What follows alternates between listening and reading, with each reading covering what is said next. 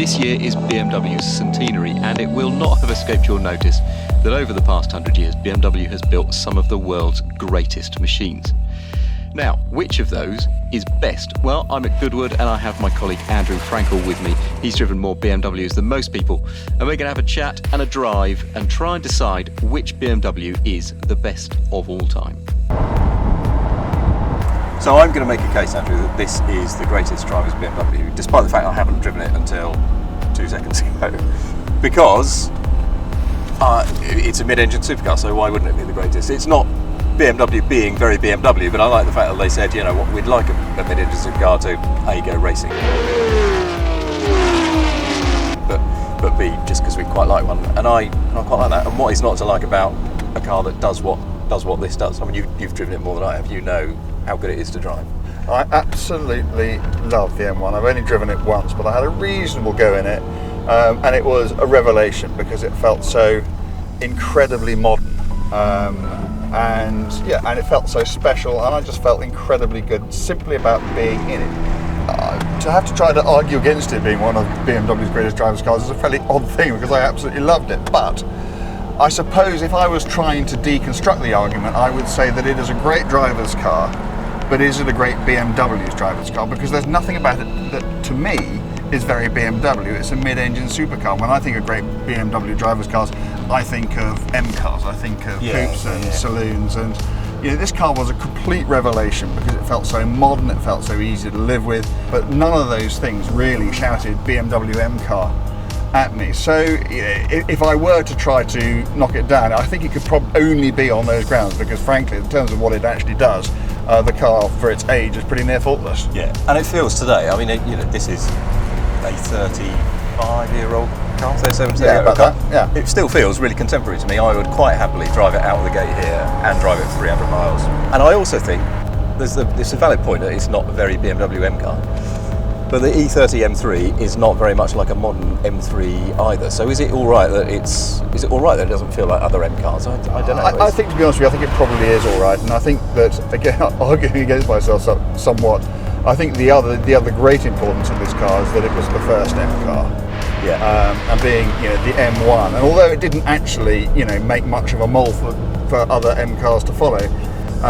It's still the first of a breed, and a breed that has produced some amazing cars in the last 3 and a bit decades. And I think for that alone, it has to stand up as being one of the most, not just one of the most important BMWs, but one of the most important drivers' cars of all time. Yeah, and even though it wasn't necessarily terribly successful at the time, I think that's all right. What, 430 they sold? They wanted to sell a lot more than that, did they? I'm sure they did. I'm sure they did. Well, they ended up racing it, and I'm sure that wasn't part of the original plan. I'm sure that was just because they had to find a way of using them up. Yeah. But as we've seen with plenty of other cars, none more so than the McLaren F1, just because they don't sell when they're new, doesn't in any way affect their place in history or how they come to be regarded, with the benefit of a bit of hindsight. Yeah, absolutely. All right, well, that's enough of this. Let's go in the E30, and I'm going to have a harder argument, possibly, than you, at dissuading you from it being the greatest driver's BMW. I wish you an awful lot of luck, because you're going to need it.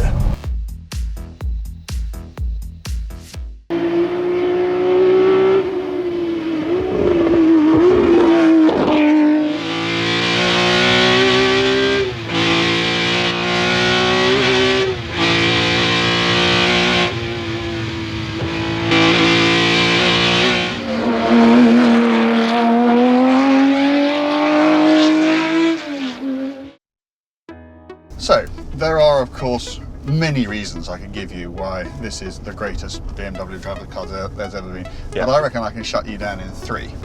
I've only got one, so that's more than I can. Okay, so reason 1. Yeah. This car was designed to race. It wasn't like the M car, a road car that got turned into a racing car because they couldn't sell them otherwise.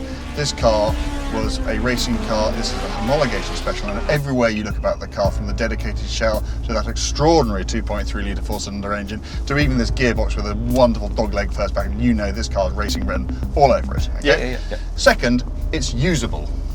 If you reckon that the amount of fun a car provides is in fact how enjoyable it is to drive multiplied by the number of times you feel inclined to use it, then this has to be one of the most enjoyable cars that's ever been built. And thirdly, this is actually the first proper M car. Now you may say, well, hang on, the M1 was built before that, but the M1 didn't inform anything. It was a wonderful car in its own right, but it didn't spark anything else. There was never, you know, an M2 in a similar vein, whereas, you know, the M3, we still drive M3s today. It started a line of high-performance BMW saloons and coupes, which existed when this car first came out in the mid-1980s for the next 30 years and will presumably carry on forever after. Fair enough. I wouldn't argue with any of those. I'm going to try. I will try. One, I mean, it's not a supercar. Two, I mean, it's a race car, but that doesn't necessarily make it a great road car. The fact that it was homologation special from a race car, I grant you, in this case, it does. It has worked. I grant you that absolutely. That it is a car. No, I love this car as well. I'm not going to come up with a great argument that this is not the best driver's BMW ever. It probably is. If I said to you, you can race anything in the world, how far down the list would you go before you came to say, you know what, I'd really like to race one of these? I would just love to race one of these. I mean, if you're a bloke like me and you've done a bit of racing, but you know you're not God's gift to anything at all, and you just want a car which you know is just going to make you giggle from lap one to the end of your stint, is going to look after you, is going to be easy to drive, but at the same time reward you in the way that all people who love racing want a racing car to reward you. This car is that, and it's exactly the same on the road, isn't it? It's you don't have to find yourself, you know, going up the side of a mountain. You can get in this car, and because of the way that it feels, the way that responds in your hand, you can just be driving down the road like this, and it's just a joy to drive, and all the time. Now, a question for you: does it matter that it's not fast? This is presumably the slowest M car that's ever been built. No, it doesn't make any difference to me, because I think it's about fast enough for the road. Because I mean, how fast do you? I always think this about the Toyota GT86. You can stay on the throttle for longer, therefore you get more out of it going slower than you do in a Lamborghini Aventador. If you told me I could drive around some decent Welsh roads in a GT86 or an Aventador, I would usually choose the Toyota, apart from days when I just fancy some noise. You are so right, because the faster your car, the less time there is to enjoy it before you catch the next car. Yeah, exactly. Well, you know that, you've got 2 CV. Yeah, I have a 2 CV and an old 500. I know about this theory all the time, but it's absolutely true. Effectively, if you have a car that is rewarding and lovely to drive, it isn't that quick, you actually do genuinely spend more time enjoying that experience, because you spend less time in traffic, because you don't just catch it up the moment you're clear of the last lot. Although, actually, if you gave me the choice now, I can drive 500 miles from here in either. Quite a tough choice, actually. But I think this is probably the one. I think, well, it's interesting. In either car, 500 miles from here, I'd take the M1, because I would think to myself, I'll probably never drive another M1 ever again. Yeah, fair enough. And it is, as a thing to experience, with that 6-cylinder engine and the way that it feels, and just the knowledge that you're in an M1, for that one-off hit, you'd have to take the M1.